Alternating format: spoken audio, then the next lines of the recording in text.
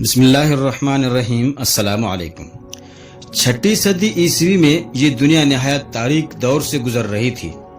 شرک و بت پرستی تو عام ہو چکی تھی، انسانیت کا نام و نشان بھی مٹتا جا رہا تھا، غیرت و اہمیت نابود ہو چکی تھی، فتنہ و فساد، قتل و غارت گری طبیعت ثانیہ بن گئی تھی، شرافت و نجابت دم توڑ رہی تھی، امیروں کی غریبوں پر اور طاقت والوں کی کمزوروں پر حکومت چل رہی تھی، انصاف نے بھی عاجز ہو کر ظلم کے آگے شکست قبول کر لی تھی، اسباب کو ارباب کا درجہ دے لیا گیا تھا، خیالی تصویروں، جھوٹے معبودوں، درختوں، پتھروں اور جانوروں حتیٰ کہ کیڑے مکوڑوں تک کی عبادت کی جا رہی تھی، شراب اور جوا گھٹی میں پڑا ہوا تھا، لڑکیوں کو زندہ دفن کر دینا، قافلوں کو لوٹ لینا، معصوم و بے گناہ افراد کا قتل کر دینا، رائی کا پہاڑ بنا کر بات بات پر جھگڑتے رہنا ان لوگوں کا محبوب ترین مشغلہ بن گیا تھا، جس کی وجہ سے معمولی لڑائیوں کو برسوں کی جنگ میں تبدیل کیا جا رہا تھا، جہالت و ناخواندگی عام ہو چکی تھی، مالدار اور حکمران لوگ لوٹ کھسوٹ اور ظلم و زیادتی کے ذریعے عیش و عشرت کرنے میں حیوانیت اور جانور پن کی حدوں کو پھاند چکے تھے۔ ان حالات سے بیزار ہو کر عام لوگ شہری مصروفیات کو چھوڑ کر صحراؤں میں نکل جانے اور عبادت خانوں میں پناہ لینے پر مجبور ہو گئے تھے، کہیں غریبی اور معاشی تنگی کے خوف سے بچے قتل کیے جا رہے تھے اور کہیں قرضے چکانے کے لیے انہیں فروخت کیا جا رہا تھا، کسی جگہ شوہر اپنی بیوی کو جوئے میں ہار رہے تھے، عورت کی قیمت گھر کے ساز و سامان سے زیادہ نہیں رہ گئی تھی، کبھی وہ کسی سے خوش ہو کر اس کو تحفہ میں دے دی جاتی تھی تو کسی وقت وراثت میں منتقل ہو جاتی تھی۔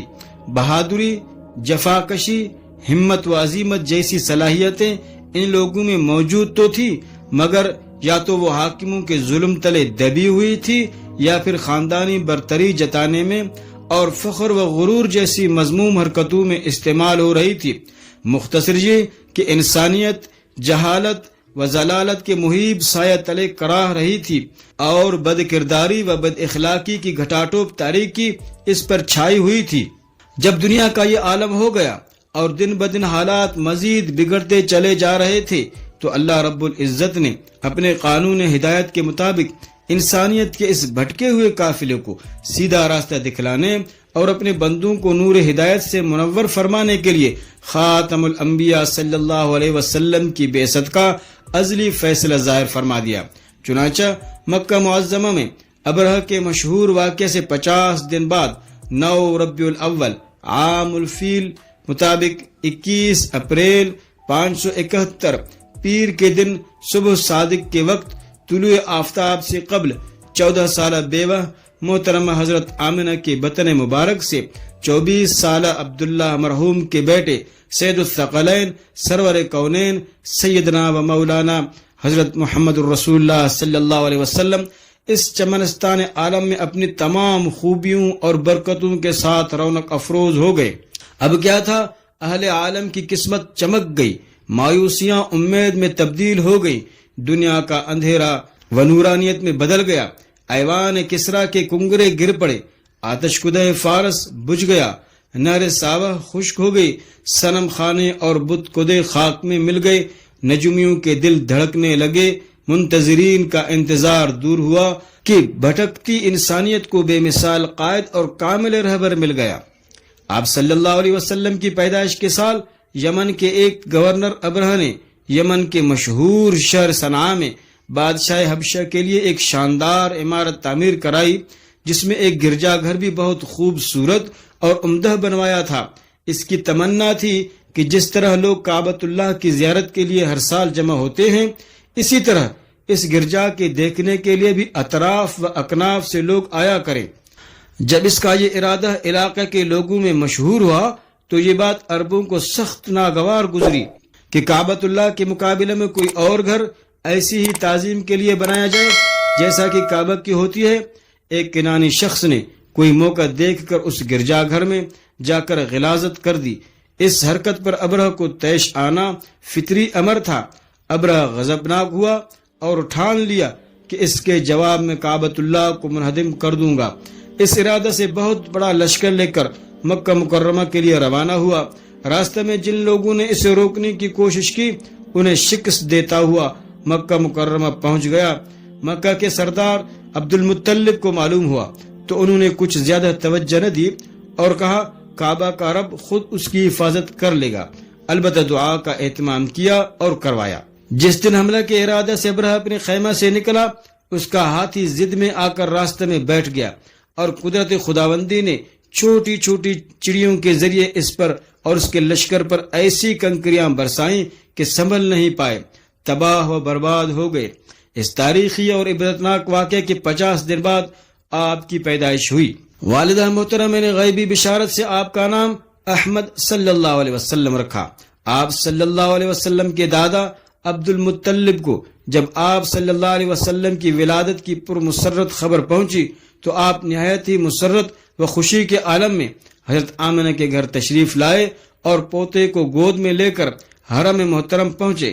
کعبۃ اللہ کے اندر لے جا کر اللہ تعالیٰ کا شکر ادا کیا اور 7ویں دن عقیقہ کر کے آپ صلی اللہ علیہ وسلم کا نام محمد صلی اللہ علیہ وسلم تجویز کیا۔ لوگوں نے خاندانی روایت کے برخلاف اس عجیب نام پر تعجب کا اظہار کیا تو عبد المطلب کہنے لگے کہ میرا یہ بچہ عجیب شان کا ہونے والا ہے، مطلب یہ کہ ایک نام ہی ان کا نرالا نہیں بلکہ ہر ادا نرالی ہے۔ حضرت آمنہ خاندان قریش کی ایک معزز اور اخلاق و شرافت کی مجسمہ خاتون تھی۔ ان کا سلسلہ نسب اوپر جا کر آپ صلی اللہ علیہ وسلم کے پردادا فہر میں مل جاتا ہے۔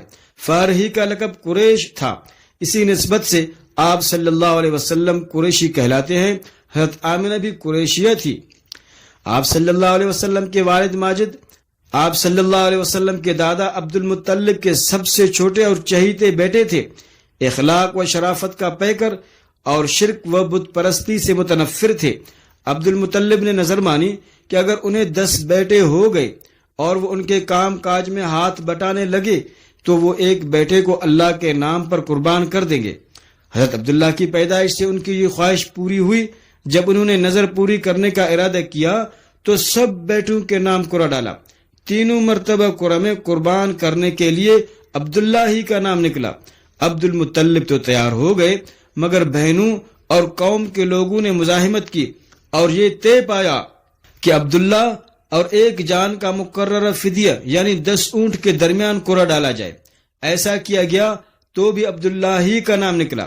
عبد المطلب نے 10 اونٹ کا اضافہ کر کے قرعہ ڈالتے رہے، یہاں تک کہ جب 100 اونٹ اور عبداللہ میں قرعہ ڈالا گیا تو اونٹوں کا نام نکلا۔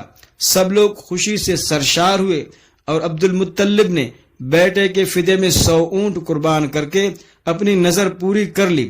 عبد المطلب نے ان کا نکاح خاندان قریش کی ایک معزز خاتون آمنہ بنت وہب سے کر دیا تھا۔ نبی کریم صلی اللہ علیہ وسلم حضرت آمنہ کے پیٹ ہی میں تھے کہ عبد المطلب نے بیٹے کو تجارت کی غرض سے سفر میں بھیجا۔ واپسی میں وہ مدینہ پہنچ کر بیمار ہوئے اور آپ صلی اللہ علیہ وسلم کی ولادت سے قبل ہی انتقال کر گئے۔